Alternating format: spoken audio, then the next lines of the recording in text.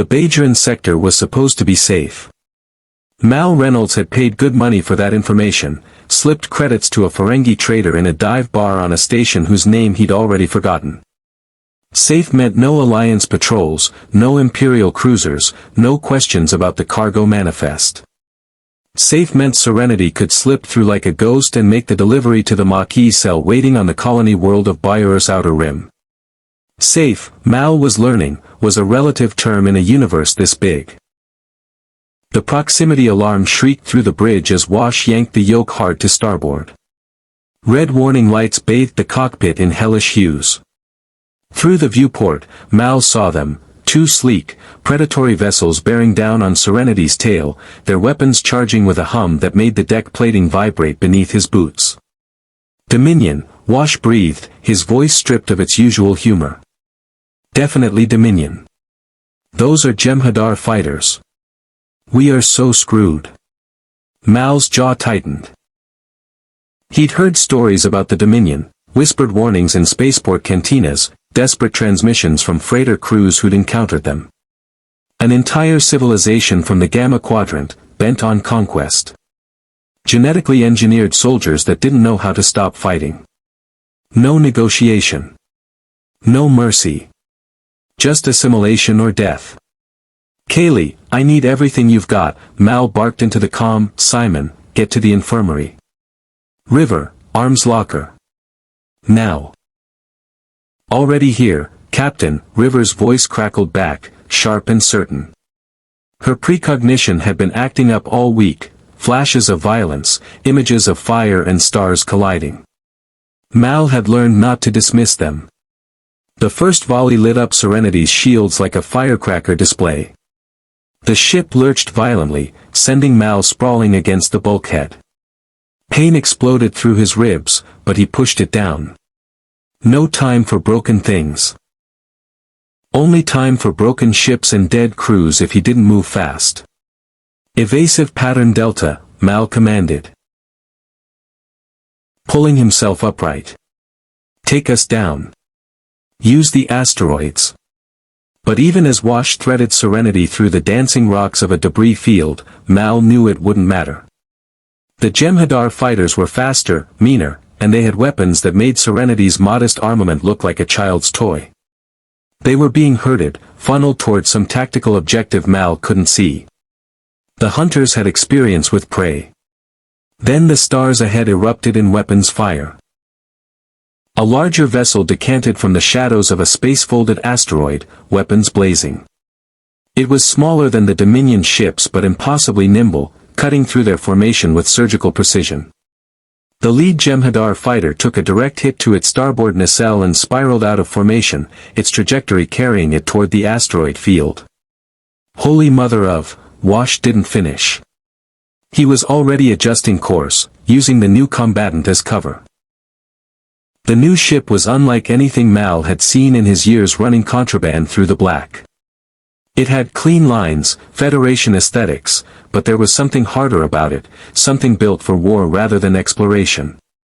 Even as Mal watched, it rolled hard to port and unleashed another volley that sent the second Jem'Hadar fighter tumbling backward, its weapons system sparking and useless. They're hailing us, Kaylee's voice came through, breathless from the engine room. Some kinda Starfleet vessel.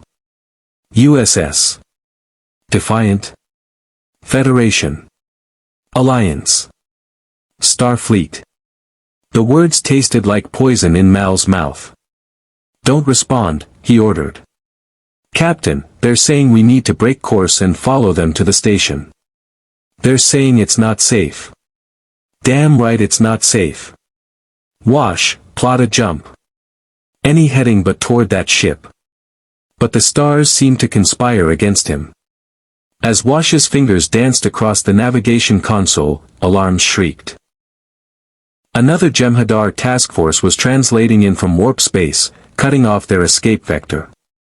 They were trapped in a box, with the Federation ship as the only exit. The comm erupted with a voice, older, measured, carrying the weight of command. Serenity, I am Commander Benjamin Sisko of the USS Defiant. You are in active Dominion patrol space. I strongly recommend you alter course and follow us to Deep Space Nine. We can provide protection. Protection. Mal's grip tightened on the armrest. That was what they'd said about the Alliance, too. Protection. Order. Civilization. It always came with a price tag written in blood and freedom. Mal, Wash's voice cut through his thoughts, urgent. We've got maybe 90 seconds before those new contacts are in weapons range. Your call, Captain. The Defiant rolled again, unleashing another barrage that kept the Dominion fighters at bay. But even their superior tactics wouldn't hold forever. Superior tactics never did against superior numbers. Mal closed his eyes for one breath. 2. Follow them, he said quietly. Take us in their wake. As Serenity swung about and accelerated toward the Defiant, Mal felt the weight of 1,000 bad decisions settling onto his shoulders. He'd run from the Alliance across the black. He'd fought Reavers, dealt with smugglers and black market dealers, stared down death in 100 different forms. But he'd never thought he'd be running toward the very thing he'd spent years avoiding. River appeared in the doorway of the bridge, her eyes distant and unfocused. She was humming something, a lullaby, maybe, or a funeral dirge. Hard to tell with River sometimes. They're not what they seem, she whispered. The soldiers in blue. They're not the enemy we think. But the enemy we don't think is closer than we know. Mal didn't have time to parse his sister's cryptic warnings. The Defiant was transmitting docking coordinates, and the Dominion fighters were regrouping for another assault. Serenity was damaged, running on borrowed time and worse luck. As the ship shuddered through the docking bay doors and the magnetic clamp seized hold of the hull, Mal realized they'd made a bargain they might not survive. They were inside Federation space now. And the walls were closing in. The docking bay of Deep Space Nine was a cathedral of steel and purpose. Massive support structures arced overhead, crisscrossed with conduits and power lines that hummed with the steady rhythm of a station designed for war. Through Serenity's viewport, Mal could see the curved hull of the Defiant already secured in its slip, personnel moving with military precision across the bay deck. Starfleet. Federation. Everything Mal had spent years avoiding, now surrounding them with the inexorability of gravity. Seal the airlocks, Mal commanded, his voice clipped. Nobody leaves this ship until I know what we're walking into. Captain, they're requesting immediate docking procedures, Kaylee reported from her station, her usual cheerfulness dampened by the weight of the situation. They're being real polite about it, but I think the request part is more of a formality. Mal moved to the bridge viewport, watching as Federation personnel in blue uniforms began attaching umbilical connections to Serenity's airlock. They were methodical, professional, utterly certain of their authority. That was the thing about the Alliance, about Starfleet, apparently, they never questioned their right to be in charge. It was written into their very bones, this certainty that their way was the right way, the civilized way, the only way that mattered. Simon, get those crates of medical supplies locked down in the cargo bay, Mal said. If they start asking questions about what we're carrying, we tell them it's terraforming equipment. Terraforming equipment that costs as much as a small moon and is labeled in Cardassian. Simon's voice came back through the comm, heavy with skepticism. I'm a liar, Captain, but I have my limits. Before Mal could respond, the main comm crackled to life. A woman's voice, sharp and clipped with the accent of someone who'd grown up around military discipline. Serenity, this is Major Kira Nerys, acting commander of Deep Space Nine in the absence of commander. Cisco. You are to prepare your vessel for full inspection.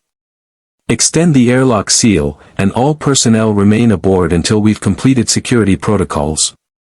This is not a negotiation. Acting commander. Which meant Cisco was still aboard the Defiant, probably coordinating whatever disaster response was happening in this sector. Mal exchanged a glance with Wash, who had already unbuckled himself from the pilot's seat and was moving toward the weapons locker. River was perched on top of a piece of overhead equipment, her legs swinging idly, humming that same unsettling tune. "She's afraid," River said softly. The woman with the voice like broken glass. "She's afraid of us." "Afraid of what?" Mal asked, already knowing he probably wouldn't like the answer. "Changelings." River's eyes focused on him suddenly, and in them Mal saw a flash of something that looked like prescience. "They're looking for changelings. Spies. Infiltrators wearing the faces of things they've killed. She thinks we might be them." Mal felt something cold settle in his chest. He'd heard rumors about changelings, too, shapeshifters from the Dominion, impossible to detect except through specific tests. Paranoia like that could turn an interrogation into an execution chamber real quick. "Everyone to the common area," Mal commanded. "Weapons secured, hands visible, smiles on our faces. We're going to be cooperative, friendly, and as transparent as we can manage without actually being transparent. River, that includes you." "I don't smile well," River said, but she was already moving toward the ladder that would take her below decks. The airlock hissed open with a sound like something dying slowly.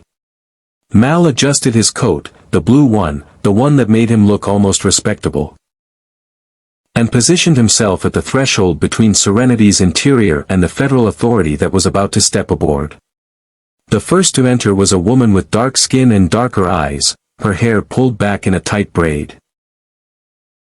Her uniform bore the rank insignia of a major, and she moved with the kind of controlled aggression that suggested she'd spent time in actual combat, not just in military academies and starship bridges.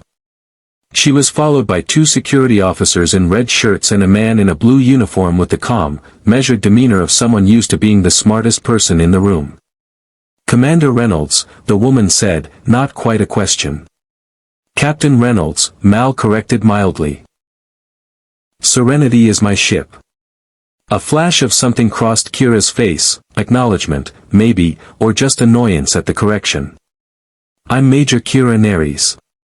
This is Lieutenant Commander Odo, our security chief, and this is Dr. Julian Bashir. We need to conduct a full security inspection of your vessel and crew. We're looking for Dominion infiltrators. Any resistance will be met with appropriate force." "No resistance here," Mal said, spreading his hands in a gesture of peaceful compliance he didn't feel. "We're just honest traders trying to make an honest living in the black." Odo's eyes, one dark, one blue-gray, studied Mal with the intensity of a predator evaluating prey. "Your ship's transponder codes don't match any registered transport vessels. Your cargo manifest lists agricultural equipment, but your engine signature suggests you're running military-grade weapons systems." "Heavily modified agricultural equipment," Mal said smoothly. "And every ship out here modifies their systems. It's either that or get picked apart by pirates and worse. Or you're running contraband for the Maquis," Kira said flatly. "Starfleet's been tracking supply shipments to Maquis cells for months." The mention of the Maquis hung in the air like a charge about to detonate. Mal had heard about them. Federation colonists turned resistance fighters, angry about Starfleet's willingness to abandon Bajoran space to the Cardassians in some treaty agreement. They were freedom fighters, which meant they were also exactly the kind of cause Mal would have helped 10 years ago. Now, with the Dominion at the gate and survival the only game that mattered, they were complications. "We're independent contractors," Mal said, which was close enough to the truth to be useful. "We don't ask about the final destination of our cargo, and our clients don't ask about the origin of their supplies. It's a philosophy that's served us well. Until today," Bashir observed, his tone not unkind. "You were in direct contact with Dominion fighters when Commander Sisko intercepted. If we hadn't been there, they would have assimilated your ship, killed your crew, and used Serenity as a Trojan horse to get closer to the station." Assimilated? Inara had appeared in the doorway to the common area, her presence commanding attention despite her civilian status. She wore the kind of dress that cost more than Mal's quarterly profit margin, and she deployed it like a weapon. Is that what you call it when you absorb a person into your collective? Bashir straightened visibly at her presence, his eyes tracking her with the predictable admiration of a man used to genuine sophistication. Among other terms. It's not a pleasant process. Nothing about the Dominion is pleasant, Kira said grimly. Which is why we need to confirm you're not working for them. Odo will require genetic samples from all crew members. Standard protocols. River emerged from the stairs at that moment, moving with the kind of fluid grace that would have seemed beautiful if it wasn't so utterly unsettling. Her eyes had that distant quality they got when she was seeing something the rest of the universe couldn't perceive. You're Bajoran, she said directly to Kira, ignoring the introductions entirely. You fought the Cardassians. You lost people. You still lose people, in the ways that matter. The Dominion is the Cardassians with better weapons. But you're more afraid of the changelings than you are of the soldiers because the soldiers you can shoot. The changelings could be anyone. They could be you. The silence that followed was thick enough to cut. Odo's expression didn't change, but something shifted in his posture, a tightening, a recognition. How did she? River has insights, Mal said quickly. Sometimes they're useful, sometimes they're just the product of a very creative mind. We don't recommend taking them as prophecy. But Kira was studying River with new intensity, and Mal could see the calculation happening behind her eyes. River had just demonstrated either extraordinary intuition or some kind of precognitive ability. Either way, it made her a variable that Starfleet wouldn't easily dismiss. We'll need to conduct a full medical evaluation as well, Bashir said, gesturing toward River. To rule out any Dominion biological enhancements. She's been with us for 6 years, Simon said, stepping forward with the protective intensity of an older brother. Since before any of you even knew the Dominion existed. There's no enhancement. She's just special. Then she won't mind a few tests, Odo said, and it wasn't a question. Mal could feel the situation sliding like sand through his fingers. They were no longer guests aboard Deep Space Nine. They were suspects. Possible infiltrators. Security risks. And in a station on the brink of war, security risks had a way of disappearing quietly, their fates noted only in classified reports nobody would ever read. Fine, Mal said, his voice carrying a calmness he absolutely did not feel.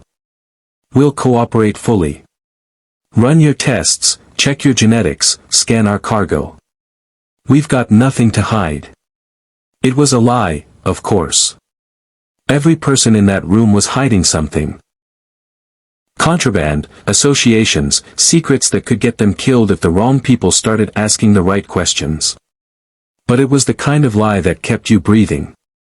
As Odo and Bashir began organizing their inspection procedures, Kira pulled Mal aside, her voice low and dangerous. I don't know what your game is, Captain Reynolds, she said. But if I find out you're connected to the Dominion in any way, I will personally space you and your entire crew. Starfleet regulations be damned. Mal met her eyes and saw the truth there, she meant every word. This woman had fought in a resistance movement.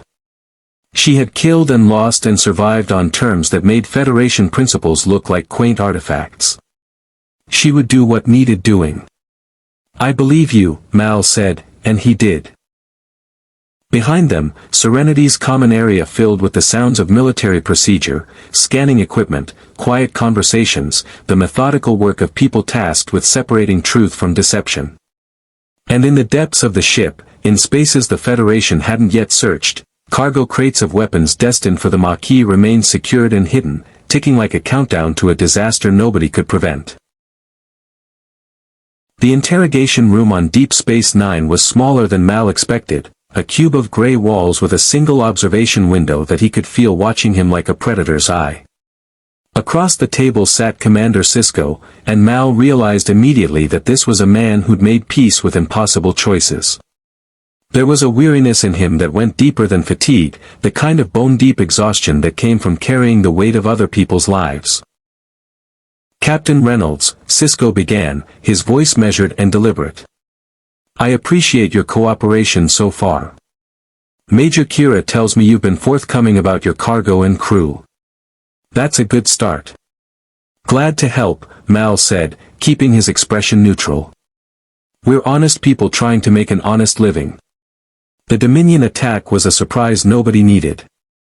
Yet you were in the exact coordinates where a Dominion patrol was conducting reconnaissance operations. Sisko leaned back in his chair, his fingers steepled in front of him. That's either remarkable coincidence or remarkable knowledge. I've learned not to believe in coincidence. Mal's stomach tightened, but he kept his voice steady. Space is big, Commander. Coincidences happen. So do patrols. We were running cargo through what we believed to be safe passage. Turns out our information was outdated. Your information came from a Ferengi trader named Quark, Sisko said, and Mal felt the floor shift beneath him. He frequents our promenade. He's also an informant for Starfleet intelligence, though he doesn't like to admit it. Quark says a man matching your description paid him latinum for safe passage information 3 weeks ago. But here's what doesn't add up, Captain. Quark also says you specifically asked about Maquis operating zones. There it was. The trap, sprung. Mal's mind raced through scenarios and escape routes, each one leading to the same dead end. He could deny it, but Sisko clearly had corroborating information. He could claim ignorance. But that would make him look like a fool or a liar, and neither option improved their situation. What he needed was honesty, the specific kind of honesty that told just enough truth to be believable while obscuring the larger deception underneath. The Maquis are good customers, Mal said carefully. They pay reliable latinum, they don't ask questions about origins, and their resistance against the Cardassians seemed like a cause worth supporting. I'm not going to apologize for helping people resist occupation. Sisko's expression shifted, not anger, but something more complex. Recognition, maybe. The Cardassians occupied Bajorans for 60 years, he said quietly. Killed millions. Enslaved an entire civilization. I understand the impulse to help people fight back. But the Maquis aren't just resistance fighters anymore, Captain. They're becoming a liability. The Dominion is using them as pawns, arming them, pushing them toward actions that destabilize the entire sector. They're being played. And the Federation isn't. Mal leaned forward, letting some of the anger he'd been suppressing bleed through. You're fighting a war against an enemy you don't understand, in a quadrant you don't control, with alliances that change with the solar wind. At least the Maquis know what they're fighting for. Territory. Freedom. Survival. Your Federation is fighting for principles, Commander. Principles don't stop soldiers from dying. For a long moment, Sisko just looked at him. Then, slowly, he nodded. You're not wrong. But principles are all we have left when everything else burns away. If we abandon them for pragmatism, then we become the Dominion, a civilization that assimilates, adapts, survives at any cost. Eventually, there's nothing left of who you were. The words hit harder than Mal wanted to admit. Because there was truth in them, the kind of truth that came from lived experience rather than ideology. Sisko had the look of a man who'd already made that calculation and found the price unacceptable. So what happens now? Mal asked. You arrest me. We become POWs. Or does this conversation stay between us, and we find some mutually beneficial arrangement? That depends, Sisko said, leaning forward now, his elbows on the table. Tell me about your crew. Specifically, tell me about River Tam. Mal's jaw tightened. River was sacred ground, the reason he'd turned his back on legitimate cargo runs and respectable work, the reason he'd spent years as a fugitive. Starfleet had been hunting her before the Alliance did, chasing rumors of a girl with telepathic abilities, a weapon in the making. Mal had broken her out of a black site facility, and he'd been running ever since. River is my sister-in-law, Mal said, choosing his words with precision. She's brilliant. Occasionally unstable. Definitely not a Dominion operative, and definitely not a changeling. We ran genetic tests, Cisco said. Came back clean. No Dominion markers, no augmentation, no evidence of infiltration. But what we did find is something we haven't seen before, neural pathways that shouldn't exist. Connections between sections of her brain that indicate either extreme trauma or extreme enhancement. Dr. Bashir thinks she might be precognitive. River sees things, Mal admitted carefully. Flashes of future events, sometimes past ones. It's not reliable, and it comes with a price. She gets migraines, disassociation episodes, moments where she's not quite present. I'd appreciate it if you'd stop running tests on her. She's a potential strategic asset, Cisco said, not unkindly. In wartime, assets get studied. Evaluated. Weaponized if possible. That's the brutal calculus of survival, Captain. You understand that better than most. The accusation hung in the air between them. That Mal himself had weaponized River, had used her abilities for his own purposes, had put her in danger for profit and principle. It was uncomfortably close to the truth, and Mal felt the weight of it settle on his shoulders like gravity. She's 14 years old, Mal said quietly. She's been tortured, experimented on, and hunted since she was 12. Whatever she can do, whatever abilities she has, she didn't ask for them. And she doesn't deserve to spend what's left of her life being studied by well-meaning military organizations that think she's a tool to be sharpened. Cisco was silent for a long moment. Then he stood, moving to the observation window. Through it, Mal could see the Badran sector, the wormhole, shimmering like a scar in space, and beyond it the vast emptiness of the Gamma Quadrant where the Dominion was massing forces. I have a son, Cisco said finally. His name is Jake. He's 14. He wants to be a writer, to tell stories that matter. I've spent the last 5 years of this war trying to keep him alive while also keeping him from feeling like a burden. It's the impossible calculation every parent faces in wartime.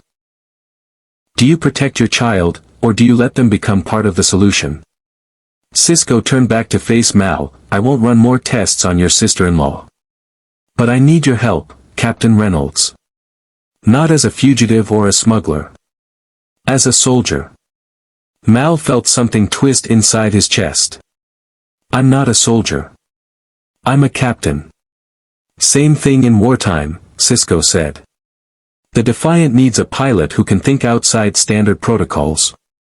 Your pilot, Washburn. He displayed remarkable creativity during the engagement with the Dominion fighters. Unconventional tactics. The kind of flying that keeps you alive when you're outgunned. We need more of that. We need people willing to bend the rules because the rules were written for peacetime. And in exchange, safe passage for you and your crew. Supplies, repairs, no questions asked about your cargo or your associations. And when this war is over, if we win, you go free. No prosecution. No Federation tribunals. A chance to rebuild something on your terms. Mal considered it. The offer was too good to be true, which meant there was something missing, some cost hidden in the fine print. But he also understood what Cisco was really offering, a way out of the shadows. A way to stop running. Not redemption, nothing short of divine intervention could provide that, but maybe, just maybe, a way to make the running mean something. I need to talk to my crew, Mal said. Of course. Cisco moved toward the door, then paused. One more thing, Captain. River said something during her medical evaluation that Dr. Bashir thought was nonsense. She said, the enemy wears blue uniforms and carries Federation standards, but the deeper enemy doesn't wear uniforms at all. When Bashir asked what she meant, she just went catatonic. Do you know what she was referring to? Mal's blood went cold. Because he did know, or at least he suspected. The Federation had its own shadow organization. Section 31, the intelligence agency that operated outside regular command structure, the one that did the dirty work that Starfleet proper couldn't afford to acknowledge. If Section 31 had any interest in the Dominion War, in Serenity's cargo, in River's abilities, then no amount of Sisko's promise could protect them. She sees patterns people miss, Mal said carefully. Sometimes those patterns are real. Sometimes they're just noise her brain interprets as meaning. I wouldn't read too much into it. But Sisko was studying him intently now, and Mal realized the commander knew he was being lied to. The only question was whether Sisko cared enough to push. After a moment, he sighed and opened the door. Get some rest, Captain. We'll begin coordinated operations tomorrow. Welcome to the war. As Mal left the interrogation room and made his way back toward the docking bay, he could feel the weight of unseen watchers pressing against him from all sides. Kira's security teams. Odo's relentless surveillance. The stations. Sensor network, tracking every movement, every conversation. And somewhere in the shadows, possibly, Section 31 operatives doing things that Federation regulations explicitly forbade. River had been right, as usual. The deeper enemy didn't wear uniforms.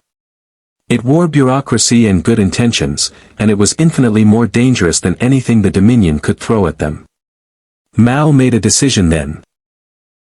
He would accept Sisko's offer, work with the Defiant, play the role of the reformed smuggler turned patriot. But he would also keep his escape routes open, his crew ready to run at a moment's notice.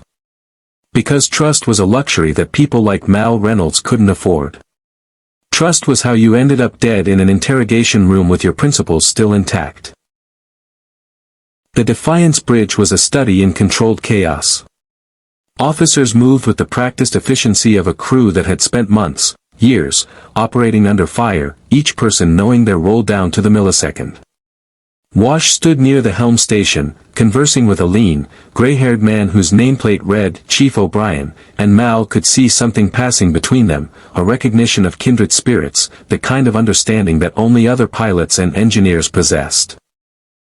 Your ship is impressive, O'Brien was saying, his Irish brogue lending his words a warmth that Federation standard couldn't quite capture. Firefly class, if I'm not mistaken. Haven't seen many of those still flying. Most were decommissioned or scrapped decades ago. You've kept her in remarkable condition. Kaylee's got a gift, Wash said, gesturing expansively. Put that woman in an engine room with some spare parts and a maintenance manual, and she'll make a broken-down freighter fly like a starship. Actually, she's made a broken-down freighter fly like a starship. Multiple times. Sisko was at the command center with his senior staff, reviewing tactical data on the Dominion movements. Mal could see the strain in every line of his face. This was a man juggling variables that spanned an entire quadrant. The Dominion invasion, the Cardassian defection, the Klingon alliance, the Romulan involvement, and now, apparently, a group of independent freighter captains with questionable allegiances and a precognitive teenager. Captain Reynolds, Sisko said, noticing Mal's entrance. Come here. I want you to see what we're dealing with. The tactical display showed a nightmare in 3 dimensions. The Dominion War was being fought across multiple fronts, with supply lines stretched thin and reinforcements taking weeks to arrive. Deep Space Nine sat like a cork in a bottle, the only stable entry point to the Gamma Quadrant, the only place where the Federation could project force against the Dominion. Without being at a 3-to-1 disadvantage. The Dominion strategy is attrition, Sisko explained, highlighting clusters of red icons that represented enemy task forces. They have superior numbers, superior industrial capacity, and superior time. Every month we fight extends their advantage. They're pushing us toward a point where we either find a miracle solution or accept terms that amount to surrender. And you think we're the miracle? Mal gestured toward Serenity's signature, which was now integrated into the Defiant's tactical net. A single freighter with a crew of 8 isn't going to change the calculus of a quadrant-wide war. No, Sisko agreed. But you represent something the Dominion doesn't have: adaptability. Flexibility. An ability to operate outside formal military structures and achieve results that conventional forces can't. The Maquis understand this. They've been running supply missions, coordinating attacks, surviving in spaces where Federation regulations would paralyze us. We need that kind of thinking. Jadzia Dax, the Trill science officer, turned from her station. She had centuries of memories in her joined mind, and Mal could see that history in her eyes. Commander, I've been analyzing the Serenity's engine modifications.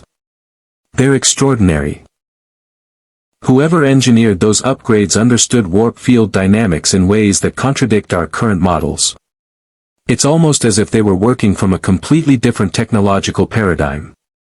Mal felt something dangerous settle in his chest. He'd been careful about Serenity's modifications, keeping them subtle enough not to draw attention but sophisticated enough to give them an edge in tight situations. The fact that Dax's analysis was touching on things that weren't quite Federation standard meant she was getting close to questions he couldn't answer truthfully. We improvise a lot, Mal said carefully. When you're running on the margins, you learn to make your equipment do more than the manufacturer intended. Fascinating, Dax said, in a tone that suggested she didn't believe him for a second. There are harmonic frequencies in your power distribution system that shouldn't be possible without quantum-level engineering. Whoever upgraded your ship understood physics in a way that rivals Starfleet's best engineers. Before Mal could respond, alarms erupted across the bridge. Dominion Task Force emerging from warp, the tactical officer called out. 3 warbuds, 1 transport, at bearing 270 Mark 15. Distance, 42,000 kilometers and closing. Sisko was already moving, his demeanor shifting from contemplative strategist to warrior. Red alert. Battle stations. Get the Defiant undocked. I want every weapon system online.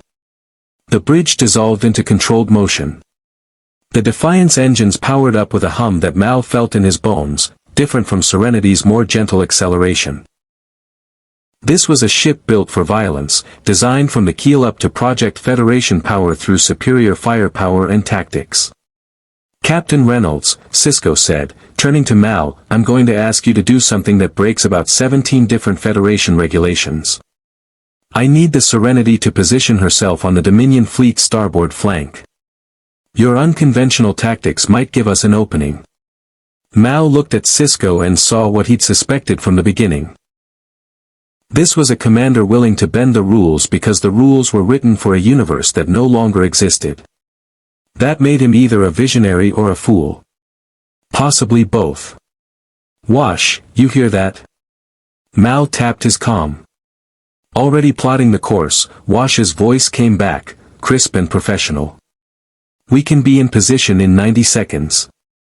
Fair warning though, Captain, at this range, their weapons are going to punch right through our shields if they get a solid lock. We're going to need to stay mobile. You're good at that, Mal said. Do it. The next few minutes existed in a kind of hyperreal clarity. Serenity detached from the station with practiced efficiency, her engines pushing toward the coordinates Sisko had specified. Through the viewport, Mal could see the Dominion ships, elegant and predatory, built from a completely different design philosophy than Federation vessels.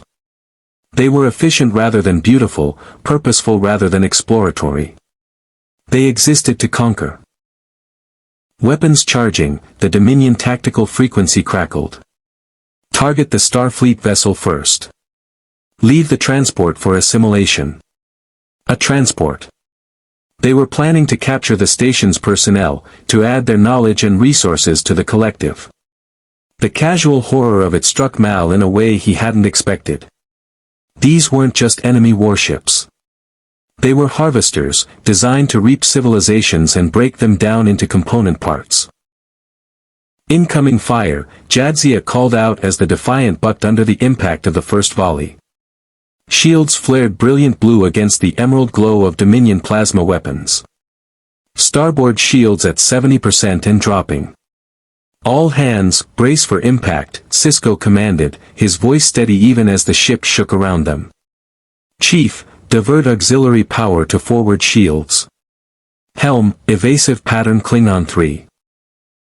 The Defiant rolled hard to port, and Mal felt something shift in his understanding of Federation starships. These weren't peaceful explorers. When pushed, they could fight with the kind of viciousness usually associated with apex predators. Cisco had turned his command into something lean and dangerous, stripped of luxury and armored with weapons. Serenity in position, Wash reported. Beginning attack run. From her position on the Dominion flank, Serenity unleashed her weapons. Nothing that would cripple a Dominion warbird, but enough to force them to divide their attention. The Dominion ships were better armed, better armored, faster.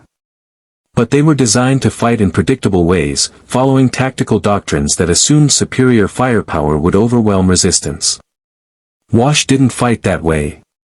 He took Serenity through maneuvers that should have torn the ship apart, using the transport's smaller mass and tighter turning radius to his advantage.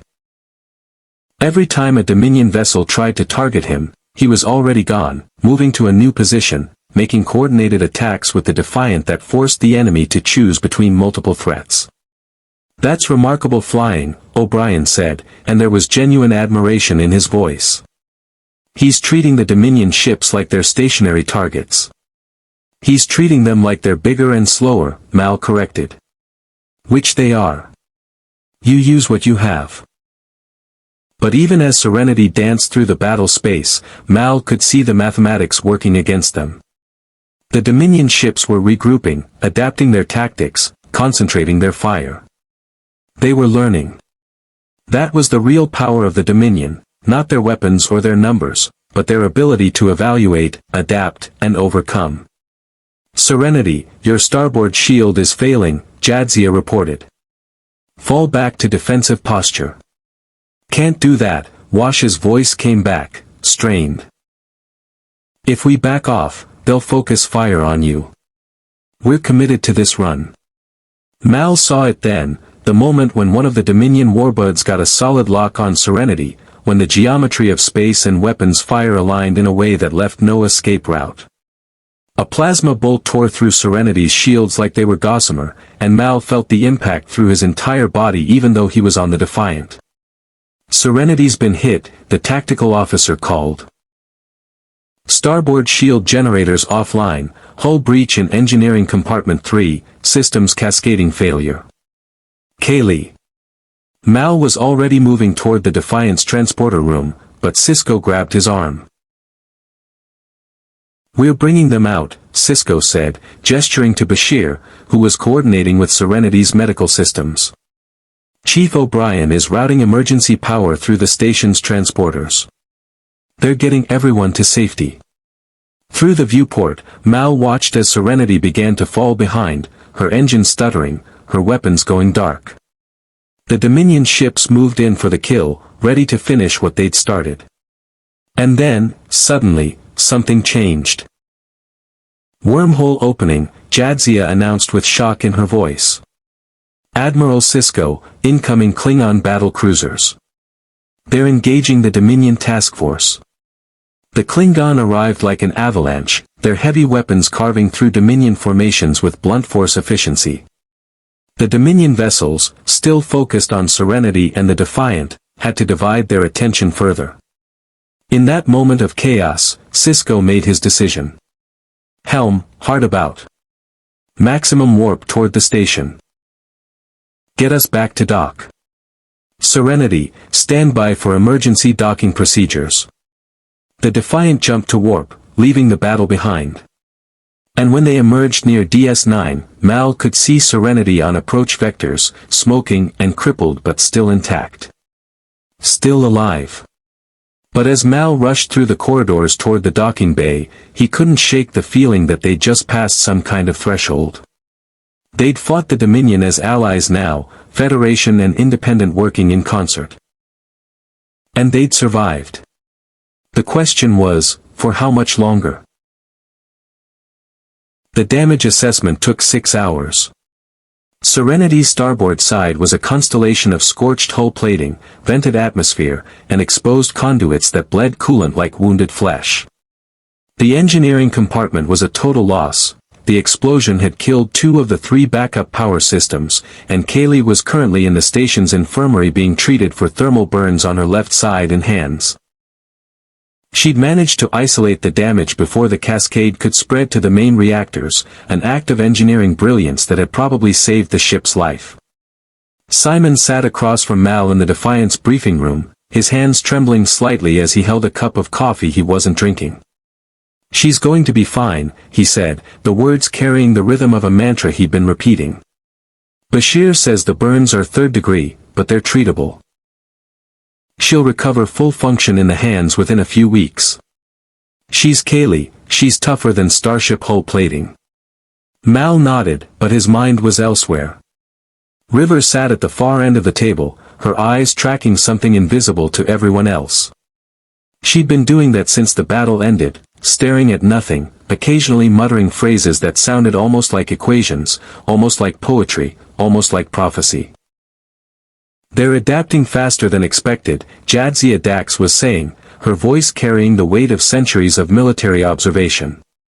One of her previous hosts had been a military strategist, and Mal could hear that experience in her tone. The Dominion task force shifted from attacking formation to pursuit pattern in less than 40 seconds. That level of tactical flexibility suggests either artificial intelligence or extremely rapid command and control integration. "The Borg," Mal said quietly. "You're worried they'll ally with the Dominion." "The Dominion would consume the Borg," Sisko corrected, though Mal could see the unease in his expression. "Assimilate them into the collective." "But if that happens before we can develop countermeasures, the combination of Borg adaptability and Dominion numbers becomes existential. We wouldn't just lose the war, we'd cease to exist as independent entities." O'Brien was studying the Serenity's damage schematic on a nearby display. "Your chief engineer is a miracle worker," he said to Mal. "Most ships would have been destroyed by that hit. But she managed to route power through backups to backups, kept the core stable. Starfleet Academy teaches you the theory. Kaylee Fry just demonstrated the art." "She'll appreciate hearing that," Mal said. "Assuming she wakes up." "She will." Bashir appeared in the doorway, his medical uniform slightly stained with what Mal preferred not to think about. "I've given her the best treatment Deep Space Nine has to offer. The burns will leave scars, but she'll have full mobility and sensation. In about 4 weeks, you won't even know she was injured." Mal felt something in his chest unclenches slightly. 4 weeks was manageable. 4 weeks they might actually have, if the war didn't spiral entirely out of control. "Captain Reynolds," Sisko began, and Mal heard the weight in his voice. "This was about to become complicated. We need to discuss what happens next. Your ship isn't combat ready. Your crew needs time to recover. By all accounts, you should take the station's offer of repairs and move on. No one would blame you for leaving." "But you're not going to let us," Mal said. It wasn't a question. "I can't," Sisko said, and there was genuine regret in his voice. "Not because I don't want to. But because Section 31 has taken an interest in your crew. They arrived on a transport about 3 hours ago. They want to talk to you about your ship's technological specifications and about River Tam's precognitive abilities." The words hit Mal like a physical blow. Section 31. The Federation's shadow, the part that did the dirty work that Starfleet proper couldn't acknowledge. They were the reason he'd been hunted before the Alliance ever knew his name. They were the reason River had been in a black site facility to begin with. "No," Mal said flatly. "We're not talking to Section 31. We're not cooperating. We're not doing anything that involves that organization. They have legal authority, Sisko said quietly. In wartime, they have broad powers to requisition assets and personnel deemed strategically important. By those standards, both Serenity and River qualify. Then we leave, Simon said, standing abruptly. His hands had stopped trembling, replaced with something harder. We get Kaylee out of medical, we take the ship. The Dominion controls the only viable exit vectors, Jadzia interrupted, not unkindly. You'd be destroyed before you got to the wormhole. And even if you made it, where would you go? You're marked now. Section 31 has resources that span the galaxy. They would find you eventually. Mal felt the trap closing around them, a noose tightening with mathematical precision. They'd fought alongside the Federation, and in doing so, they'd made themselves valuable. And valuable meant vulnerable. Valuable meant Section 31 would see them as assets to be exploited. How much time? Mal asked. They want to begin interviews tomorrow, Sisko said. I'm not going to lie to you, Captain. I don't have the authority to stop them. What I can do is make sure the interviews happen with myself and Chief O'Brien present. I can ensure there are witnesses. I can make sure any agreements are documented. But I can't prevent them from asking questions. What do they want to know? About Serenity's engine systems. About your modifications. About where you acquired the technology to make them. And about River, her abilities, their scope, whether they can be trained or enhanced. River chose that moment to speak, her voice carrying that eerie quality it got when she was accessing information from sources Mal couldn't identify. They'll offer her power. River said, staring at nothing. They'll say they can control the precognition, harness it, make it useful. They'll lie very carefully, using truths wrapped around deceptions. They'll promise to protect me. They'll promise to protect all of us. But they're like the Alliance, they're like all organizations built on secrets. They consume what they need and discard what they don't. Can you stop them? Mal asked. Your precognition, can you see a path where we escape? River's eyes focused on him suddenly, and in them Mal saw something that looked like sorrow. I see a dozen paths. In all of them, something breaks. In some, it's the ship. In others, it's us. In the worst ones, it's both. The only question is whether what breaks is worth what we gain. Before Mal could respond, the briefing room's doors slid open and a woman entered. She was thin, gray-haired, with eyes that had seen too much and forgotten nothing. Her uniform bore the insignia of a Section 31 operative, though technically Section 31 didn't have official uniforms. Everything about her existence was extra-legal, operating in spaces the Federation preferred not to acknowledge. Captain Reynolds, she said, extending her hand. I'm Agent Diane Moss. I've been authorized to conduct interviews regarding your vessel and crew. We can make this pleasant, or we can make this complicated. I prefer pleasant. Mal didn't shake her hand. Pleasant would be leaving us alone. Moss smiled, and it was the smile of someone who'd heard that response 1,000 times before. That's not an option I have available. But I can offer you this, full cooperation with Section 31 results in protection. We have resources the Federation proper doesn't. We can shield your crew from Dominion retaliation. We can ensure safe passage through contested space. We can even arrange medical treatment for your engineer that would normally take months to complete. In exchange for what? Simon asked, his voice tight. Knowledge, Moss said simply. Your ship represents a technological paradigm that's inconsistent with established Federation engineering. We want to understand that technology. And we want to understand River Tam's abilities. In exchange, we protect you and, when this war is over, we ensure your records are expunged. No prosecution. No Federation tribunals. Clean slate. Mal felt Sisko watching him, saw O'Brien's jaw tighten with barely suppressed anger. They both knew what Section 31 really meant by protection. They meant control. They meant making Serenity and her crew into tools to be used and then discarded when the war ended. "I need to talk to my crew," Mal said. "Of course," Moss replied graciously. "But talk quickly, Captain. The Dominion isn't going to wait for us to resolve our internal disagreements. We have maybe 2 days before they mount another assault on the station. When that happens, we need to know whether Serenity and her captain are assets we can count on." She left as gracefully as she'd arrived, and the silence that followed was suffocating. "You have to run," Sisko said quietly, once the doors had sealed behind her.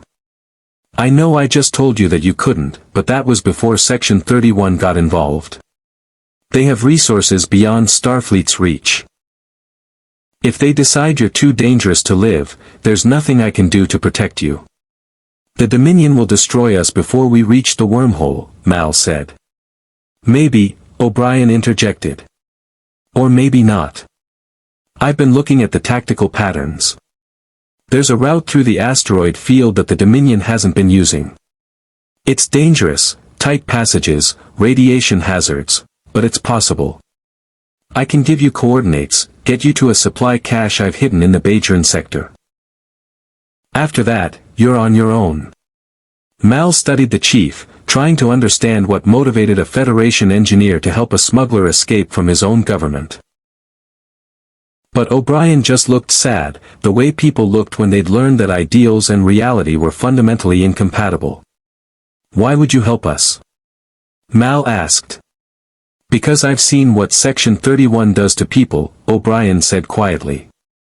"I've seen scientists turned into weapons. I've seen soldiers turned into tools. And I've seen what happens when those tools break. They get discarded, and their lives become cautionary tales. Your sister-in-law is 14 years old. I won't be part of making her into a weapon." It was the first moment Mal had felt genuine kinship with a Federation officer. O'Brien wasn't giving them help because of policy or protocol. He was helping because he'd made a moral choice that superseded his duty to the organization he served. "River," Mal said. "What do you see if we run?" River closed her eyes, her fingers twitching in the complex patterns she sometimes made when she was processing information her conscious mind couldn't articulate. When she opened them again, they were clearer than they'd been since the battle. "The asteroid field has a path," she said. "It's narrow, but Wash can navigate it. Beyond it, there's a refugee colony, Dominion refugees, people who escaped the collective. They have resources. They have knowledge. And they might have something we need." "What?" Simon asked. "A way to survive," River said. "Not just the war. The everything after. The Federation won't let us go. Section 31 won't let us go. The only way forward is to find a place they can't reach." Mal looked at Sisko and saw recognition there. The commander had already decided what he was going to do: help them escape, violate his own orders, betray his government because it was the right thing to do. It was the kind of choice that would destroy a career. It was also the only choice that mattered. "We leave tonight," Mal said. "While they're still analyzing our situation, while they think they have time. O'Brien, I need those coordinates and that supply cache. Sisko, I need you to make sure they don't notice we're gone until we're already gone." "They'll come after you," Sisko warned. "Section 31 doesn't let assets escape." "Then we'll have to be faster than they expect," Mal replied. In the distance, alarms began to sound across Deep Space Nine. The Dominion had returned sooner than anyone predicted. And in the chaos that was about to unfold, Serenity would make her escape, not toward safety, but toward something far more dangerous. Toward a future that nobody, not even River's precognition, could clearly see.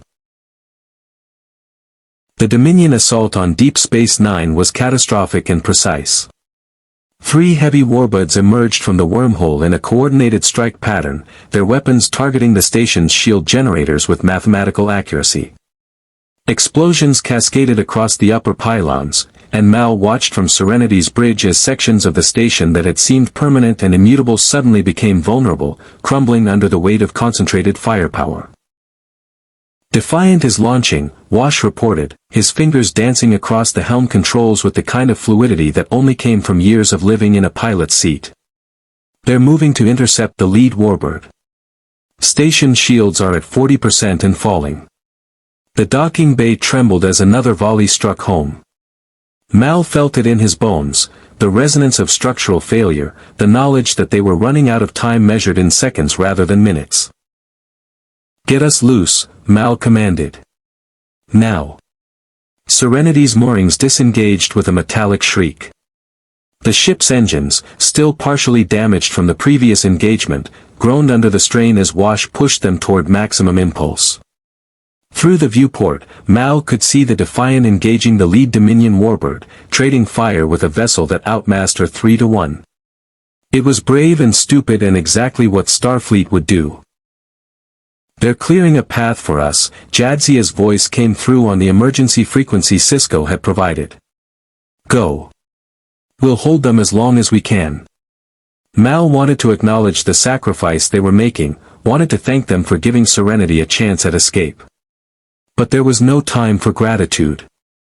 Survival didn't come with ceremony. "Wash, navigate to those asteroid field coordinates O'Brien provided," Mal ordered. "Best possible speed." "Already plotting," Wash replied. "We're going to have maybe 30 seconds of clear space before the Dominion figures out what we're doing. After that, it gets complicated." Complicated was an understatement. The asteroid field that surrounded the outer Badran sector was a navigational nightmare under the best circumstances. Flying through it at high warp speed, with Dominion vessels in pursuit and Serenity's shields partially compromised, crossed over into the territory of suicidal desperation. But Mal had learned long ago that desperation was sometimes the only option available. "Simon, how's Kaylee?" Mal asked, turning his attention to the crew's immediate situation. "Still in the infirmary," Simon reported, his voice tight with frustration. "I've got her on a transport stretcher, but moving her too quickly could aggravate the thermal burns. Bashir gave me medication to keep her stable during transit." "Get her to the med bay," Mal said. "Strap her down if you have to. We're about to hit some rough space." The first asteroid came at them with almost no warning. Wash twisted Serenity hard to starboard, the ship's frame protesting the sudden change in vector. Behind them, the pursuing Dominion fighter matched the maneuver with inhuman precision, its superior speed and maneuverability eating away at the distance between them. "Shields up to 60%, Kaylee's voice came through, ragged with pain but present, conscious, and apparently refusing to stay in the infirmary. "Engineering is holding, Captain, but I wouldn't recommend anything too aggressive." "Already past that point, Kaylee," Mal replied. "Just keep her together." The asteroid field became a blur of gray and brown rock. Wash navigated through it with the kind of instinctive genius that couldn't be taught, only experienced. He was reading trajectories and vectors in real time, adjusting course constantly to use the asteroids as cover against the Dominion fighter's superior weapons. For every 10 escape routes, he took the 9th one, the one that made tactical sense to no one but him. "They're adapting to our flight pattern," River announced from her position at the auxiliary station. Her precognitive sense was helping guide Wash's decisions, showing him possibilities seconds before they became necessary. "The fighter is learning. In 14 seconds, it will have compensated for our current evasion pattern. Then we change patterns," Wash said grimly, taking Serenity through a roll that would have torn apart a less robust vessel. The asteroid field opened before them, and for a moment they were in clear space. The Dominion fighter pressed its advantage, weapons blazing. A plasma bolt seared across Serenity's starboard shield, draining precious power. Alarms shrieked. The ship bucked like a living thing in pain. Starboard shield generators are offline, Kaylee reported. I'm rerouting power through the auxiliary systems, but we've lost about 30% of our defensive capacity. It was worse than bad. It was the kind of tactical disadvantage that turned battles into massacres. But ahead, Mal could see what O'Brien had described, a series of tight asteroid passages, the kind of narrow channels that a larger Dominion vessel would struggle to navigate. Take us through there, Mal pointed, and Wash was already adjusting course. The passages were impossibly tight. Serenity's hull scraped against ancient stone more than once, sending sparks cascading across the viewport. The Dominion fighter attempted to follow and found itself unable to match Wash's maneuverability. It was like watching a cruiser try to navigate a child's obstacle course, possible, but inefficient. Then, suddenly, the asteroid field opened into clear space.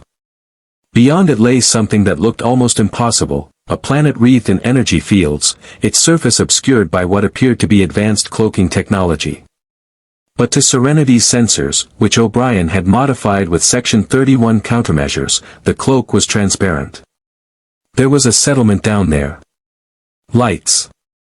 Structures. Signs of habitation. That's our destination, River said quietly. That's where the collective breaks down. Where they hide the ones who remember being individuals. Dominion fighter is breaking off, Wash announced, and there was genuine relief in his voice. They're retreating back toward the asteroid field. I think they're not willing to follow us to that planet.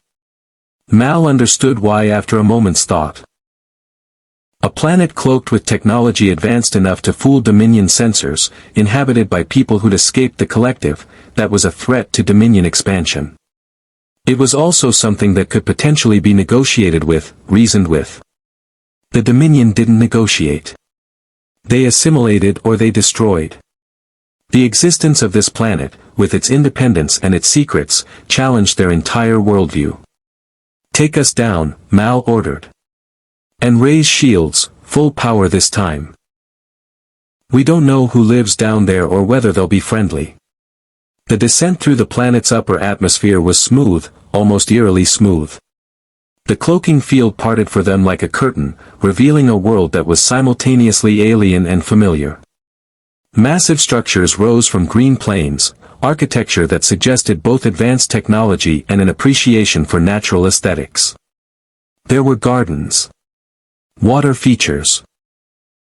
Things that spoke to values other than pure military efficiency. As Serenity entered the landing zone, a hail came through on open frequencies. A voice, male, carrying the accent of someone who'd been human before something else happened to him. Welcome, Serenity. We have been expecting you. River Tam sent her presence ahead. Come, land where you are safe. The collective cannot follow you here. Not yet. Not while we remember what it means to be free. Mal exchanged a glance with Wash, who just shrugged. They'd left the known world behind. Now they were entering territory mapped only by precognition and desperate hope. The landing struts touched down on a landing pad of polished stone, and the ship settled with a final shudder. Through the viewport, Mal could see figures approaching, people who wore no uniforms, carried no weapons openly, but moved with the kind of purpose that suggested they knew exactly what they were doing. Welcome, the voice said again, and now it came from speakers throughout the ship rather than across the comm. I am Chakotay. Once I was Starfleet. Before that I was something else. Now I am what remains when the collective's perfection is finally rejected. Come. We have much to discuss, and time is shorter than you know. As Mal made his way toward the airlock, he caught Simon's face, pale with the realization that they'd just left not just the Federation, but the known universe behind. And in the infirmary, through the security feed, he could see Kaylee stirring, her eyes opening as she became aware that something fundamental had changed. They were no longer running from the Dominion War. They were running into something far more complex, a resistance that the Federation didn't know existed, a place where the collective's perfection had finally been rejected, and a choice that would reshape everything that came after. The settlement beneath the cloaking field was a study in contradiction.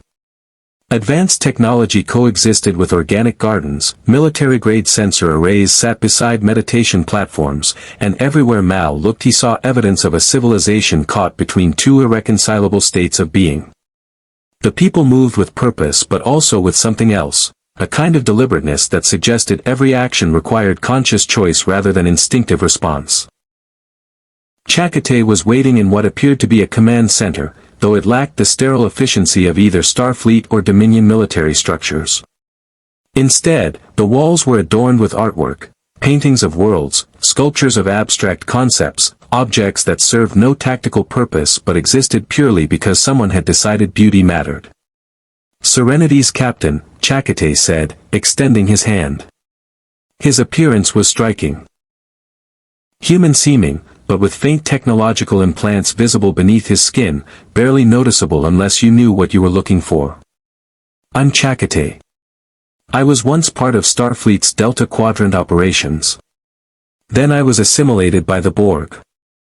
And then I was rescued by people who understood that the collective's perfection is just another word for erasure. Mal shook his hand, trying to reconcile the evidence before him. You're saying you were part of the Borg? For 3 years, Chakotay said, gesturing for them to sit at a table that would have looked at home in a Federation diplomatic chamber. I served as one of their drones, part of the hive mind. My individuality was subsumed into the greater pattern. But the collective has a flaw, it overestimates the ease of perfect integration. Some minds resist in ways that can't be quantified or corrected. My resistance eventually created a cascade failure in my section of the network. The collective deleted my neural signature rather than spend resources trying to fix what I represented. Which brought you here? Jadzia's voice came through on the comm. She'd chosen to remain aboard the Defiant, to help Cisco hold the line against the Dominion while Serenity escaped. To others who the collective deemed too defective to assimilate properly. Exactly, Chakotay confirmed. This settlement exists because of people the Borg couldn't perfect. Each one of us carries some element of individuality so profound that the collective's algorithms couldn't resolve it into the greater pattern. We're the glitches. The mistakes. The proof that even perfect systems can be broken by the irreducible complexity of the human spirit. River was studying Chakotay with an intensity that made even him seem slightly uncomfortable. When she spoke, her voice carried that eerie quality that suggested she was accessing information from sources none of them could identify. You're not just a resistance cell, River said. You're a test. The Dominion knows you exist. They're watching you. They're waiting to see if you'll eventually fail, eventually turn on each other, eventually prove that independence is just another form of instability. You're proof of concept for their extinction protocols. Showing that beings who reject the collective are fundamentally unstable and therefore not a threat in the long term. Chakotay's expression didn't change, but Mal saw something shift in his posture, a recognition of uncomfortable truth. She's not wrong, a woman's voice said from the doorway. She was younger than Chakotay, with the same faint technological implants, but her bearing suggested military training of a different sort. I'm Lieutenant Commander Tuvok. I was also assimilated by the Borg, though only partially. Unlike Chakotay, I was recovered before the integration was complete. I retain approximately 40% of my Vulcan cognitive patterns alongside the Borg neural framework. Starfleet, Simon said, recognizing something in Tuvok's demeanor. You were a spy. Undercover. In the Maquis. Among other duties, Tuvok confirmed. I served many masters before discovering that the greatest service I could provide was to neither the Federation nor the Dominion, but to the principle of independent thought itself. This settlement exists because we chose resistance over assimilation and survival over perfection. Mal was beginning to understand the situation. This wasn't a refugee colony. It was a deliberate act of defiance against both the Federation and the Dominion, a proof that there was a third path between military conformity and collective assimilation. Why tell us this? Mal asked. Why bring us here and then explain that you're essentially a ticking time bomb waiting for the Dominion to decide you're no longer useful? Because you represent something we need, Chakotay said. River Tam's precognitive abilities. Your ship's technological specifications. Your crew's demonstrated capacity to operate outside established frameworks. The Dominion is moving toward a critical juncture. In approximately 30 days, they will launch an offensive that the Federation cannot withstand. The alliance between Starfleet, the Klingon, and the Romulans will fracture under the pressure. And when it does, the Quadrant will be divided between those who submit to the collective and those who resist. And you want Serenity to be part of the resistance, Mal said. It wasn't a question. We want you to understand what's coming, Tuvok corrected. And we want you to understand that you have choices the Federation cannot offer. Starfleet operates within constraints, rules of engagement, political considerations, diplomatic protocols.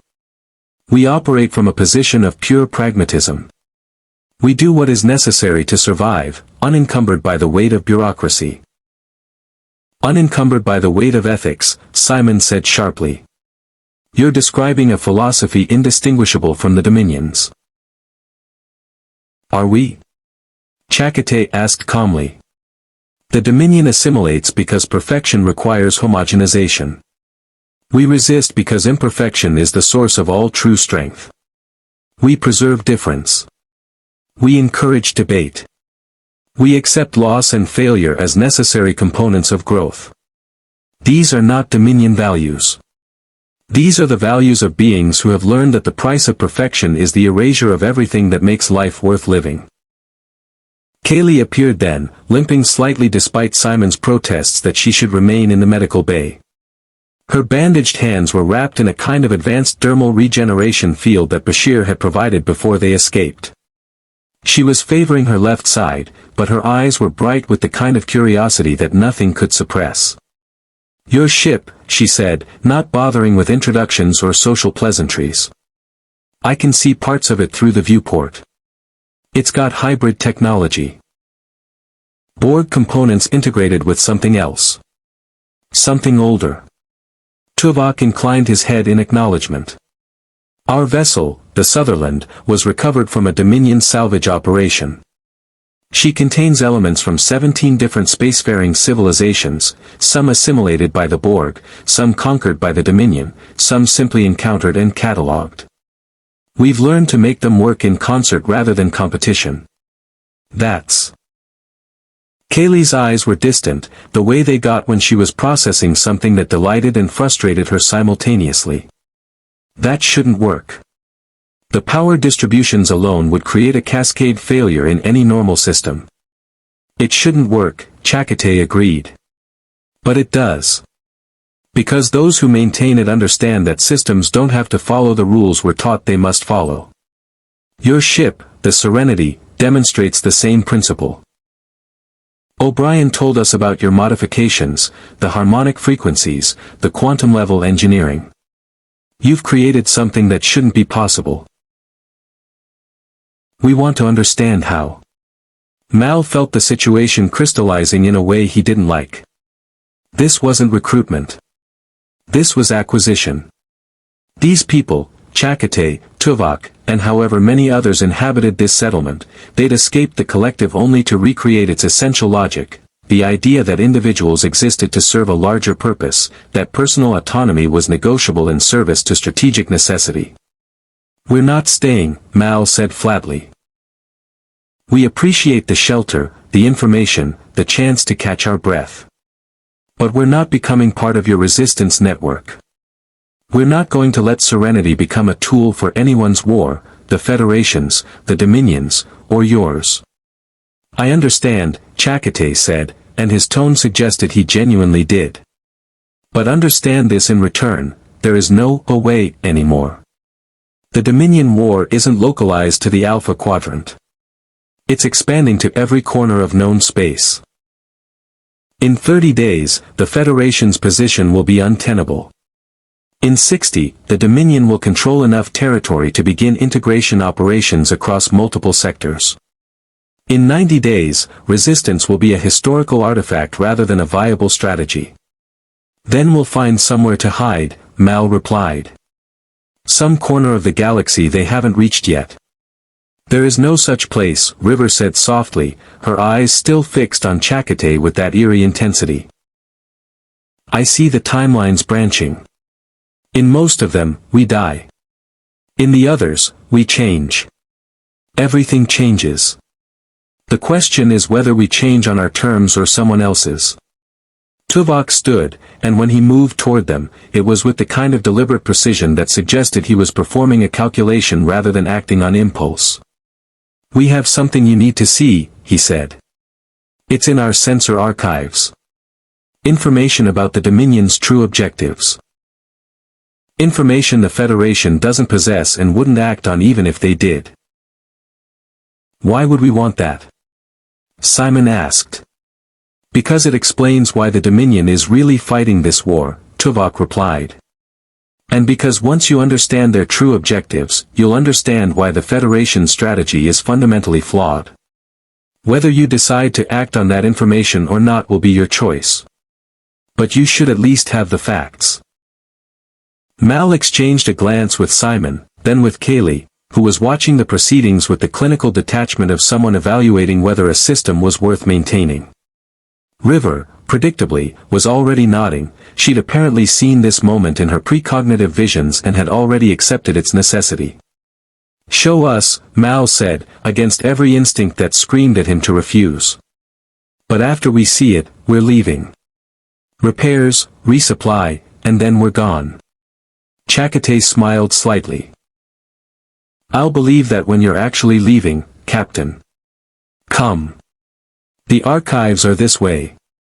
And after you've seen what we've discovered, you might find that leaving is considerably more complicated than you expect.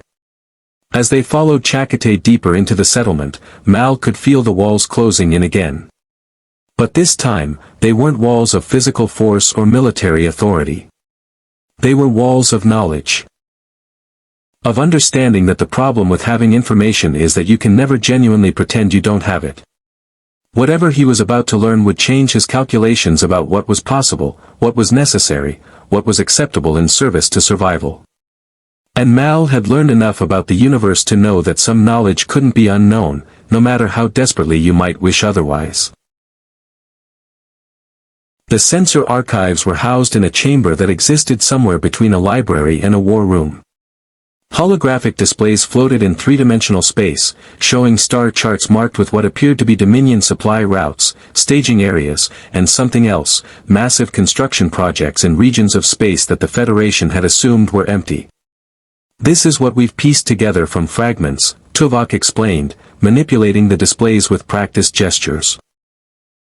Dominion communications intercepts, salvage operations data, infiltration reports from our agents within the collective. The war they're fighting against the Federation isn't their primary objective. It's a distraction. A distraction from what? Mal asked, though he could already see the answer forming in the data before them. From the construction of a device, Chakotay said quietly. Something the Dominion calls the perfection engine. It's a weapon of sorts, though not in the conventional sense. When activated, it will emit a subspace pulse that rewrites the biological and technological parameters of all sentient life within a defined radius. Everything will be brought into alignment with Dominion standards. No more resistance. No more individuality. No more inefficiency. Simon stepped forward, studying the technical schematics. His medical training gave him a framework for understanding what he was seeing. That would require energy outputs on a scale that would require most of a star's output to generate. You're talking about a civilization killer. Worse, River said, her voice carrying that precognitive certainty. You're talking about transformation. Death is cleaner. This is assimilation at a fundamental level. Everyone touched by it becomes Dominion. Not just politically, culturally, technologically. Genetically. Neurologically. Spiritually, if you believe in such things. There's nothing left of the original consciousness except the memories, and even those will be edited to remove dissent.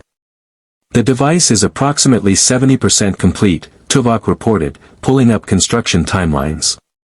At current production rates, it will be operational within 90 to 120 days. The Dominion has already calculated the positioning.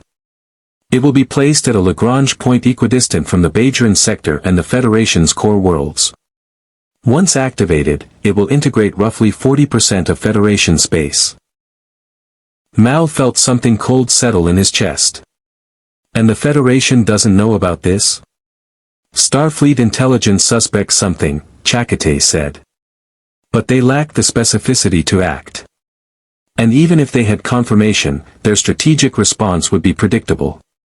They would attempt to mobilize a fleet, coordinate with the Klingon and Romulans, and mount an assault on the device's construction facility. The Dominion is prepared for all of those responses. They've positioned defensive forces specifically to repel such an attack. But you have a different idea, Mal said. It wasn't a question. We do, Tuvok confirmed. The Perfection Engine's power source is a contained singularity, a quantum-locked black hole maintained in stasis through a series of Dominion-designed stabilization fields. If those fields were disrupted at a critical moment, the singularity would destabilize. The resulting cascade would destroy the entire installation and everything within several light-years. Including anyone attacking it, Simon observed. Yes, Tuvok said simply. A suicide mission, in conventional terms. Which is why the Dominion doesn't believe anyone would attempt it. Their logic assumes that no rational being would sacrifice themselves for a strategic advantage. But we have learned that rationality and sacrifice are not mutually exclusive. Some things are worth dying for. Kaylee had been studying the power system schematics with the kind of intensity that suggested she was already mentally rebuilding them. Your ship could do it, she said, gesturing toward the Sutherland specifications. With those hybrid systems, you could generate a localized electromagnetic pulse strong enough to cascade through the stabilization fields. You'd get close enough to trigger it, and then were vaporized in the resulting explosion, Chakotay finished. Yes. We understand the mathematics, Kaylee. We've accepted the cost. Why tell us? Mal demanded. Why show us this if you've already made your decision? Because we don't have to be alone in making it, Chakotay said, and for the first time, Mal heard something in his voice that sounded like doubt.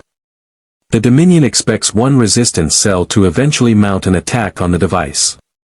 They're prepared for it. But if multiple ships coordinated the assault, if Starfleet simultaneously engaged their defensive fleet while we attacked the power source, the probabilities shift. Success becomes possible rather than merely theoretical. You want us to go back to the Federation, River said quietly. You want us to tell Cisco what we've learned. We want you to have the choice, Tuvok corrected. You could stay. Join us in the assault. Accept the sacrifice as inevitable and necessary.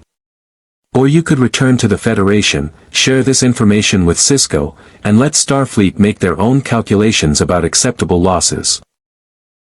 Mal moved toward the window that looked out over the settlement. Below, he could see people moving through the gardens, tending crops, maintaining equipment. They were living their lives with the kind of deliberate intention that came from knowing each day might be your last. And they were doing it with a kind of grace that suggested they'd made peace with mortality in a way Mal still hadn't. How long do we have? Mal asked. Before the engine is operational? 92 days, Chakotay said. Give or take. The Dominion's production schedules are remarkably consistent. And how long would it take us to reach Federation space and convince Cisco that any of this is real?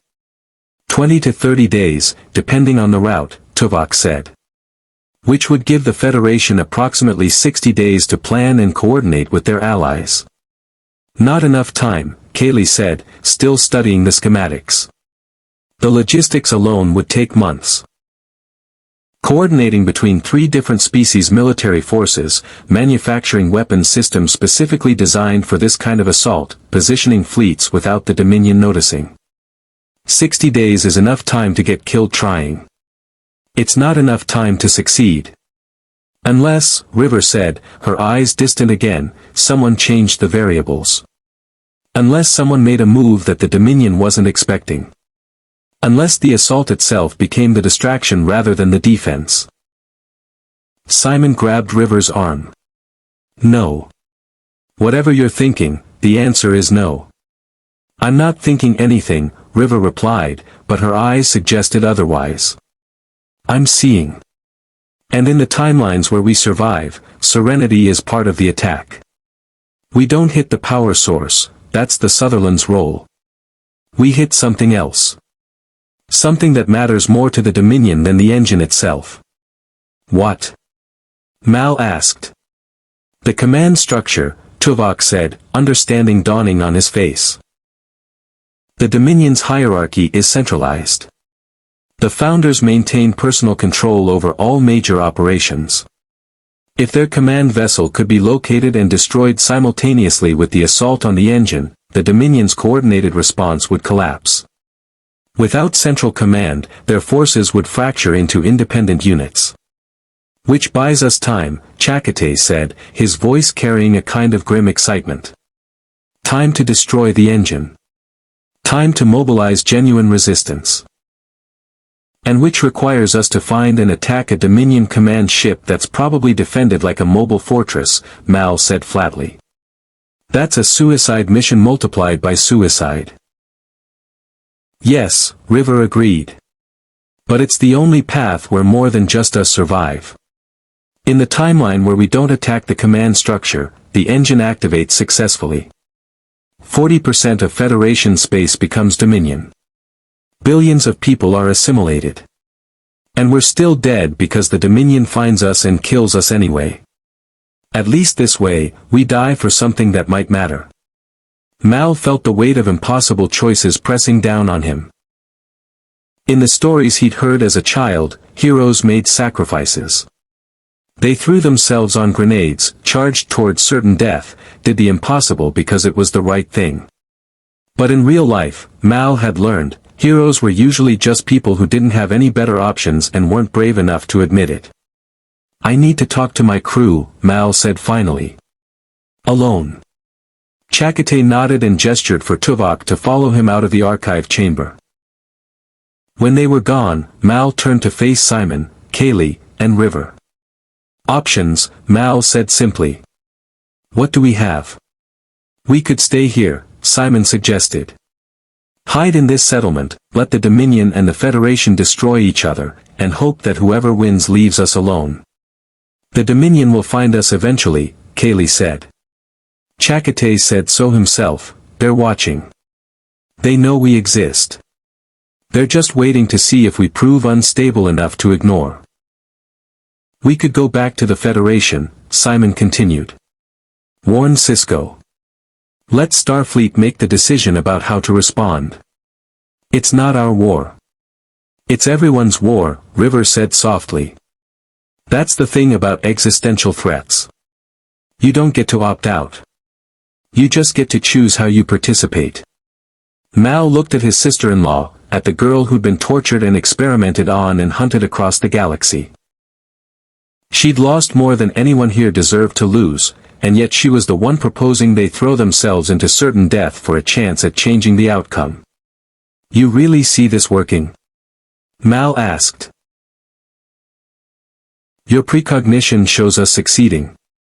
In 17% of the timelines I can clearly perceive, River said. In another 43%, we partially succeed, we damage the engine enough that it requires significant additional time to repair, giving the Federation a genuine window to mount a larger assault. In the remaining 40%, we die without changing anything. Those aren't good odds, Simon said. They're the best odds available, River corrected. In 0% of the timelines do we survive by hiding. In 0% do we survive by running. The only paths that lead anywhere involve fighting. Mal moved to the viewport and looked out over the settlement again. Chakotay had made a choice, to reject the collective, to build something independent, to accept that his life would be marked by defiance and eventual failure. He'd made peace with it. And now he was offering Mal the same peace through the same sacrifice. "We go back to the Federation," Mal said finally. "We warned Sisko about the engine. We let him decide how to respond. But we also..." Mal turned back to face them. "We also prepare Serenity for combat operations. We upgrade our weapon systems, repair our shields, and we position ourselves to support whatever assault the Federation decides to mount. If it comes to fighting the Dominion command structure, we'll be ready." "That's capitulation with extra steps," Simon said flatly. "We're still walking toward the same cliff. But with our eyes open," Mal replied. "And with the possibility, however slim, of making it matter. That's more than we had before." As they made their way back through the settlement, Mal could feel the weight of that choice settling onto his shoulders like a physical thing. In 92 days, everything would change. And in most of the futures River could perceive, that change would include Serenity and her crew fighting against impossible odds for a victory that might not even be possible. But standing still had never been an option. The only real choice was whether to move towards something or away from it. And Mal had learned enough about himself by now to know which direction he'd always choose. The return to Deep Space Nine took 19 days. Mal kept Serenity running at high warp, pushing the damaged engines harder than Kaylee would have preferred, accepting her complaints with the grim knowledge that they might be running out of time faster than anyone realized. The settlement beneath the cloaking field had provided coordinates for a route that avoided most Dominion patrols, but it also meant traveling through regions of space that hadn't been charted by Federation cartographers. Sisko was waiting when they arrived, standing in the docking bay with O'Brien beside him. The commander's face was drawn with exhaustion, the kind of bone-deep weariness that came from making impossible decisions day after day. Behind them, security personnel maintained a discreet but unmistakable perimeter. They were welcome, but watched. "Welcome back, Captain Reynolds," Sisko said, his voice carrying a carefully neutral tone. "I wasn't certain we'd see you again. Section 31 has been asking questions about your departure. Agent Moss has filed 3 formal complaints with Starfleet Command about our supposed negligence in allowing a strategic asset to escape. We're not coming back to stay," Mal said directly. "We're here to share information. Information that changes the calculus of this entire war." Sisko's expression shifted subtly. "Come with me. We can talk in my office. Chief O'Brien, get Serenity's damage assessment started. Work with Kaylee's team, they'll coordinate the repairs." The command center was a study in organized desperation.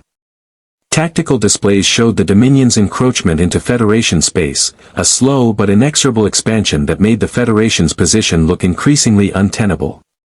Dax was at one station, Bashir at another, with various other officers coordinating response to what appeared to be a series of minor but constant Dominion probes. When Sisko sealed his office doors, the sound seemed to cut them off from the larger conflict entirely. For a moment, there was only the hum of the station's life support systems and the weight of secrets that needed sharing. Mal told him everything. The settlement of assimilated Dominion refugees. Chakotay and Tuvok and their resistance network. The Perfection engine and its timeline. The plan to coordinate an assault with the Dominion command structure as the target. By the time he finished, Sisko had moved from behind his desk and was pacing, his hands clenched in fists that suggested he was controlling an impulse to hit something. "This is intelligence that Section 31 would kill to suppress," Sisko said finally. "If they learn that a device of this magnitude exists, they'll want to study it, control it, possibly weaponize it themselves. They'll see it as a tool rather than a threat. Can you stop them from knowing?" Mal asked. "No," Sisko said bluntly. Section 31 has sensors throughout this sector. They monitor all communications from Deep Space Nine. The moment I file an intelligence report about the Perfection Engine, they'll have access to it. The question is what we do before that access becomes an obstacle. Sisko activated his personal terminal and sent messages to 3 different recipients simultaneously. Then he stood and moved toward the viewport that looked out over the wormhole. "I'm bringing in Kira, Bashir, and Dax," he said. "They're the people I trust most. We'll need to coordinate with Starfleet Command, but carefully. If we alert them directly, Section 31 will intercept the information and start moving to control the narrative. Instead, we're going to let this knowledge filter up through intelligence channels in a way that makes it look like routine analysis rather than a specific discovery." "How long will that take?" Mal asked. "Longer than 92 days, Sisko replied grimly. "Which means we need to buy time. The Dominion's timeline assumes we're mounting a conventional response. If we make them adjust their timeline, if we create complications they're not expecting, we might gain enough space to coordinate a genuine assault." "You're talking about making them paranoid," Simon said, understanding dawning. "Making them think there's a threat they haven't accounted for." "I'm talking about giving them reasons to believe that their plans are less secure than they think," Sisko corrected. "Subtle operations. Raids on supply depots. Coordinated Maquis attacks that look uncoordinated. Pressure points that make the Dominion expend resources defending against threats that aren't quite real." "And where does Serenity fit into this?" Mal asked. "As a catalyst," Sisko said. "Your ship doesn't fit into any established framework. You're not Starfleet, not Klingon, not Maquis. You're independent. That makes you unpredictable in ways the Dominion finds difficult to model. I want to use that unpredictability. I want the Dominion to know you exist but not understand what you represent. It might be enough to create the margin we need." Kira arrived first, followed by Bashir and Dax. As Sisko briefed them on the Perfection Engine, Mal watched their reactions. Dax was calculating probabilities, her centuries of military experience informing her analysis. Bashir looked horrified, a reaction that seemed appropriate to learning that a weapon of such magnitude was being constructed. Kira's response was more pragmatic. She was already thinking about how to coordinate Maquis operations to support whatever Starfleet decided to do. "We need to contact the Klingon," Kira said when Sisko finished. "If there's going to be a major assault, they'll want to be part of it. The Dominion has killed millions of Klingon. This is exactly the kind of target they'll throw everything at."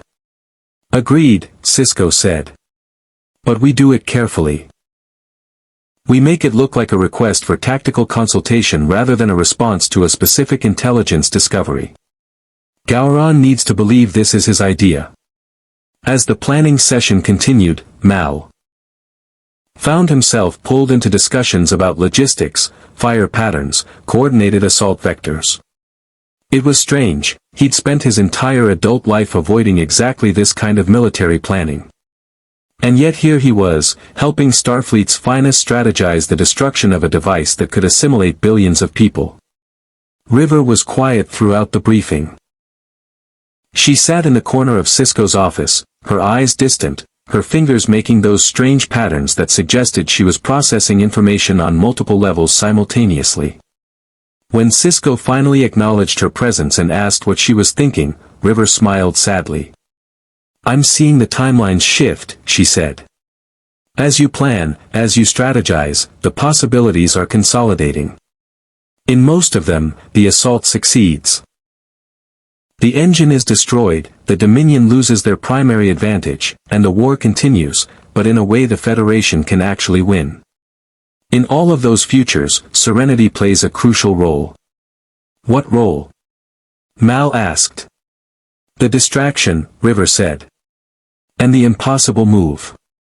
You attack something the Dominion doesn't expect you to attack, in a way they haven't planned for. That's your value. That's why you matter. Over the next week, Serenity underwent a transformation. Kaylee worked with Starfleet engineers to upgrade the weapons systems, adding phaser arrays that technically violated the specifications of a civilian transport. O'Brien personally oversaw the shield generator replacements, ensuring that they could handle combat-level stress. And Wash worked with tactical advisors to practice coordinated maneuvers with the Defiant, creating attack patterns that maximized their combined effectiveness. The Dominion, meanwhile, continued their relentless advance. But something had changed in their operations.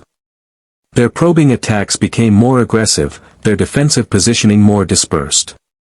They were responding to threats that Starfleet was carefully creating, false intelligence. About a Maquis cell building a superweapon, rumors of a Klingon research station developing a new kind of torpedo, whispers about Section 31 harboring a defector who possessed Dominion tactical codes. None of it was true. All of it was designed to make the Dominion expend resources and attention on problems that didn't exist. On the 47th day after Serenity's return, Sisko called Mal into his office again. This time, he wasn't alone.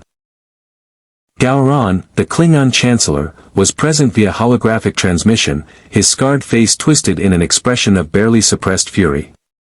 "Your vessel will play a key role in the coordinated assault," Gowron said without preamble. "The Federation strategy requires a ship that can operate independently, that doesn't follow standard tactical protocols. Sisko assures me that your captain possesses exactly the kind of unpredictable ingenuity we require." "What kind of role?" Mal asked carefully. "You will attack the Dominion command vessel," Sisko said. "While the Sutherland and Defiant coordinate an assault on the Perfection engine, Serenity will engage the command structure. Your job is to disable their communications, to prevent them from coordinating a response to the attack on the engine. If you can keep them occupied for just 20 minutes, it will be enough time for the Sutherland's attack to succeed."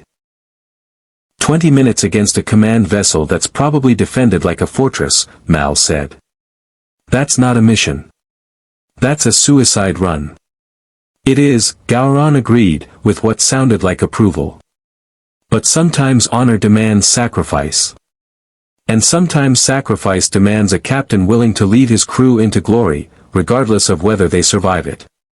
Mal thought of River's precognition, of the 17% of timelines where they succeeded. He thought of the Perfection engine, of billions of people being assimilated, of a future where individuality itself became obsolete. He thought of Serenity's crew, Kaylee and Simon and Wash and all the others who trusted him to keep them safe. "We'll do it," Mal said. "But I want guarantees that if we succeed, if we keep their communications disabled long enough for the Sutherland to complete their assault, the Federation will provide asylum for my crew. No prosecution. No Federation tribunals. Clean slate." Sisko nodded.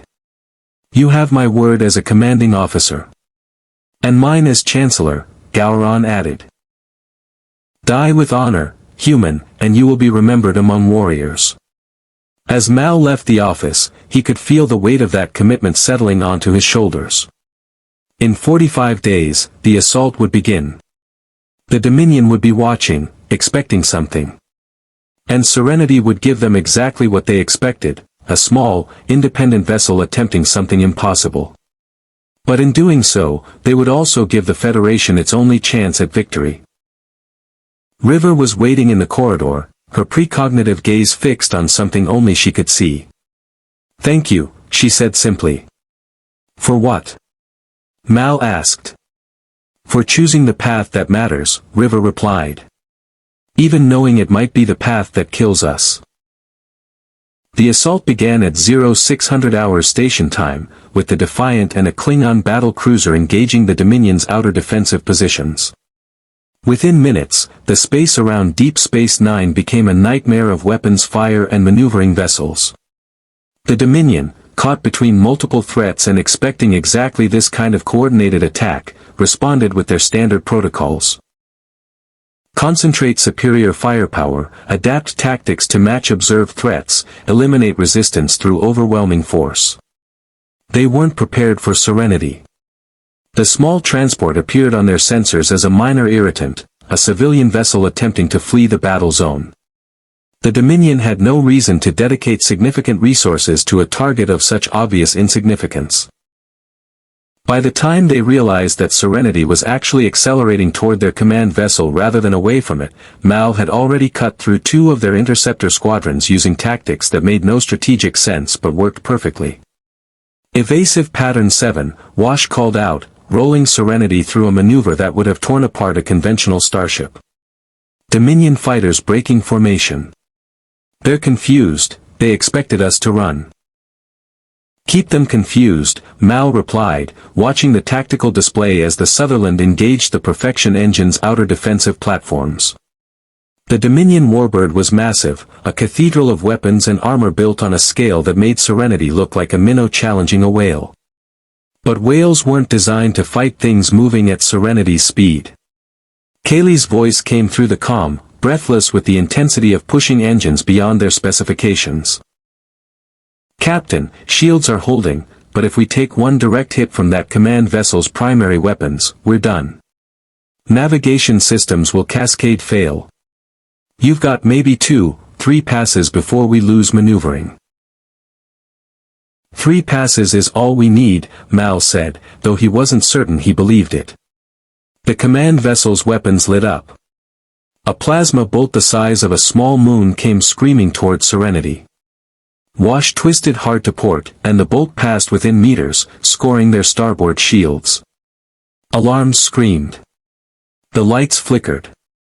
But the shields held, and Serenity was already moving, cutting through space on a trajectory that brought them directly across the command vessel's dorsal surface. Simon was in the med bay, watching the battle through the viewport while simultaneously coordinating emergency medical responses. "We've got injuries topside," he reported. "Structural stress fractures in the outer hull. Nothing catastrophic yet, but we're running out of margin." River was at the auxiliary tactical station, her precognitive senses guiding Wash's decisions microseconds before they became necessary. "Roll starboard, now," she called, and Wash was already moving, avoiding a targeting solution that hadn't quite locked yet. "They're adapting faster than expected. The command vessel's AI is learning our patterns." "Then we stop using patterns," Mal said. He opened a general comm channel to the entire crew. "All hands, this is the captain. We're about to make the most illogical, tactically unsound maneuver I've ever attempted. If it works, we live. If it doesn't, we die. Either way, we make it count."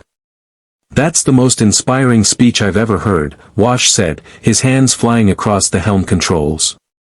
"Also completely terrifying. What are we doing?" "We're going to take her through the engine's blast radius," Mal said, pulling up the tactical information that Chakotay had provided. The Sutherland was seconds away from detonating the Singularity's containment fields. When that happened, the resulting energy release would create a sphere of expanding radiation that would destroy everything within several light-years. "We're going to ride the wave." "That's insane," Kaylee said flatly. "Probably," Mal agreed. "But it's also the only way to keep the command vessel's communications offline long enough for the assault to fully succeed.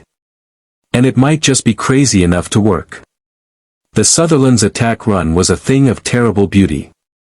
The hybrid vessel, crewed by people who'd learned that the collective's perfection was just another word for erasure, drove directly toward the power source that would have allowed the Dominion to assimilate worlds. And as they detonated the Singularity's containment fields, the resulting cascade of exotic matter and temporal distortions began expanding outward at relativistic velocities. "Here it comes," River whispered, her eyes unfocused and distant. "The moment where everything changes." Wash pushed Serenity's engines to levels that Kaylee had specifically said would destroy them. The small transport accelerated directly into the expanding radiation field, surfing on the very edge of destruction.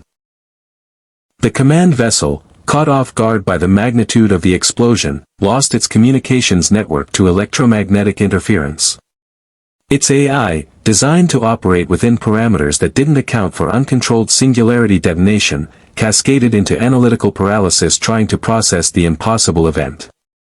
For exactly 17 seconds, the Dominion's command structure was effectively blind and silent. It was enough.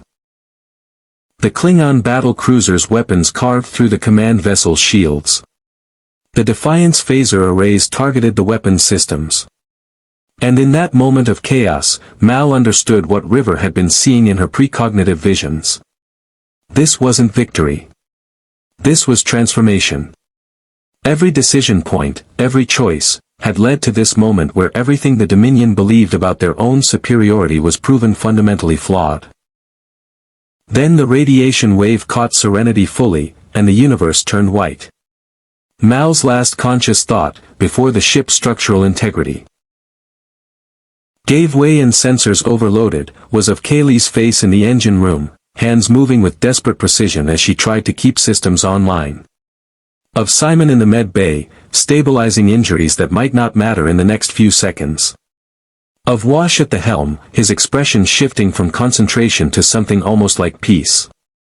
Of River, sitting at her station with that distant look, seeing all the ways this moment would echo across time.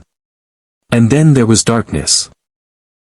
When Mal woke, he was in a medical bay that smelled like Federation standard antiseptic and something else, something organic and alive that suggested the Sutherland's hybrid technology. Chakotay was standing over him, and behind the former Borg drone, Mal could see the faces of his crew. Kaylee was there, her bandaged hands wrapped in new dermal regeneration fields. Simon, whole and intact. Wash, breathing shallowly but breathing. And River, her eyes open and focused in a way that suggested she'd finally stopped seeing futures and had accepted the present. "You're alive," Chakotay said simply. "We didn't think you would be. The radiation exposure, the structural damage, the impact when your ship came down on the asteroid field, the probabilities were negligible." River said something about 17%, Mal replied, his voice hoarse. "Apparently we got lucky." More than lucky, Tuvok emerged from the shadows, his movements carrying that precise Vulcan efficiency. The Dominion's command vessel was destroyed. Communications network permanently offline.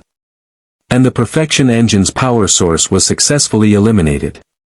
The device is inert, decades of Dominion engineering reduced to so much expensive wreckage. The war? Mal asked, though he already suspected the answer from the expression on Chakotay's face. "Continues," Chakotay said.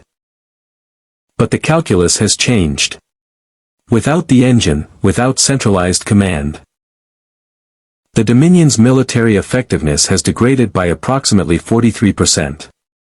The Klingon have launched a major offensive. The Federation is mobilizing reserves that were previously held in defensive positions. And the Romulans." Chakotay smiled slightly. "The Romulans are suddenly interested in negotiating an alliance of convenience against the Dominion." "Cisco?" Mal asked. "Safe. Victorious. And currently dealing with the political fallout of having accepted help from a group of former Borg drones," Chakotay replied. "He's also preparing a formal petition to Starfleet Command requesting asylum for you and your crew. By Federation law, given your contributions to the successful elimination of a weapon of mass destruction, the petition should be approved." Mal closed his eyes and felt something that might have been relief or might have been the final exhale of someone who'd been holding their breath for 92 days. "What about you?" Mal asked. "What about the Sutherland? You completed your mission. You destroyed the engine. But you're still former Borg.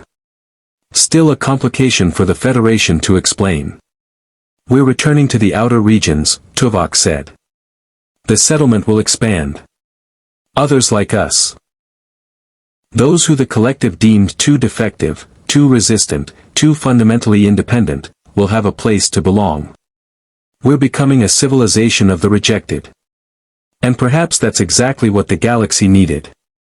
Over the next week, Serenity was restored in ways that would have seemed impossible if not for Kaylee's genius and access to Dominion salvage operations. The Sutherland's hybrid systems could interface with the transport's architecture in unexpected ways. Weapons were upgraded.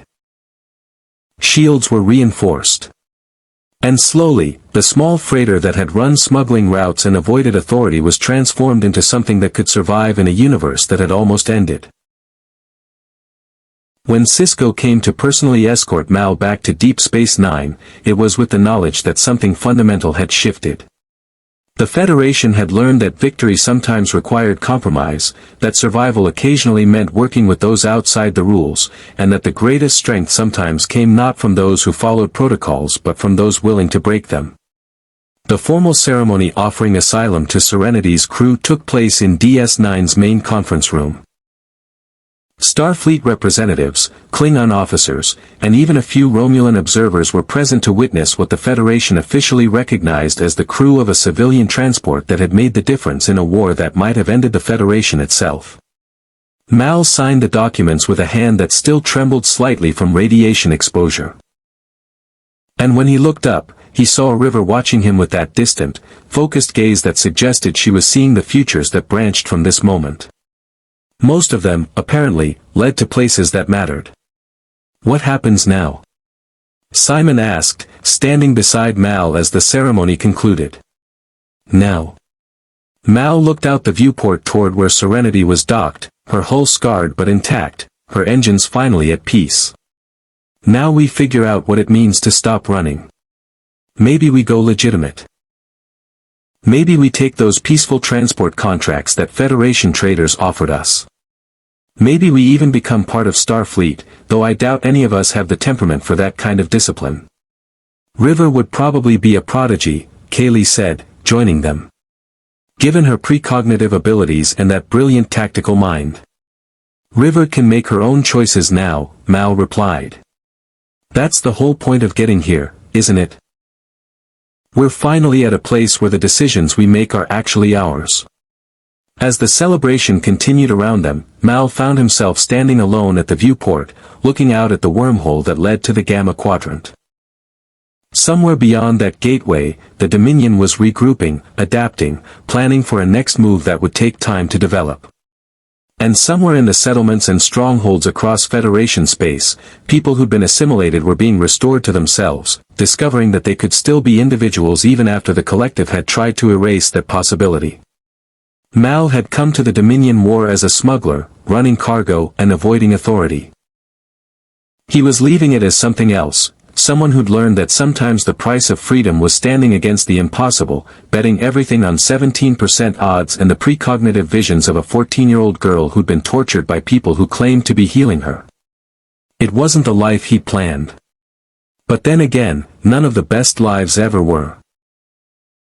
Conclusion. In the weeks following the successful assault on the Perfection engine, the Dominion War began its gradual shift from a conflict the Federation was losing to one where outcomes remained genuinely uncertain.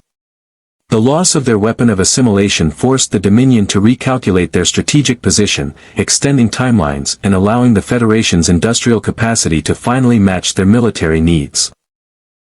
Sisko's promotion to Admiral reflected not just his tactical brilliance but also the Federation's acknowledgement that victory had required compromising their principles in ways that would take generations to reconcile. For Serenity and her crew, the war's continuation was almost secondary to the realization that they had achieved something previous generations of fugitives had only dreamed of, a home, secured not through hiding or running, but through making themselves indispensable. Kaylee took command of Starfleet's Advanced Propulsion Division, using her genius to reverse engineer the hybrid systems that had allowed the Sutherland to accomplish what conventional vessels could not. Wash became Starfleet's chief tactical pilot, teaching a generation of officers that sometimes breaking protocol was the only way to survive. Simon moved into medical research, studying the effects of Dominion technology on human physiology and working with survivors of assimilation attempts. And River, finally free from being hunted, being tested, being seen as a weapon to be controlled, simply became herself. A brilliant young woman with extraordinary abilities, choosing how to use them rather than having that choice made for her. Chakotay and the settlement of the rejected continued to grow, becoming a symbol of something the Dominion could never assimilate, the human capacity to define oneself not by what one had been forced to become, but by what one chose to be. They became allies of the Federation not out of necessity, but out of genuine partnership, proving that resistance could take forms beyond military conflict. The Dominion War continued for another 3 years before a negotiated settlement finally brought it to an end. But the outcome, when it came, bore the fingerprints of that moment in the asteroid field where a small transport had ridden the wave of a cascading singularity and proved that some victories came not through overwhelming force but through the willingness to accept impossible odds in service of something that mattered. The Federation emerged from the war changed, less certain of its righteousness, more aware of its limitations, but also more capable of adapting to challenges that violated the assumptions upon which it had been built. And Serenity, the small freighter that had started as a smuggling vessel and ended as a symbol of defiant independence, finally found a place where running and fighting could both stop. Where the crew could simply exist as themselves, building something new from the ashes of wars they'd never wanted to fight. Sometimes the greatest victory is not the battle won, but the moment when you finally stop having to run. Live long and prosper. More stories await.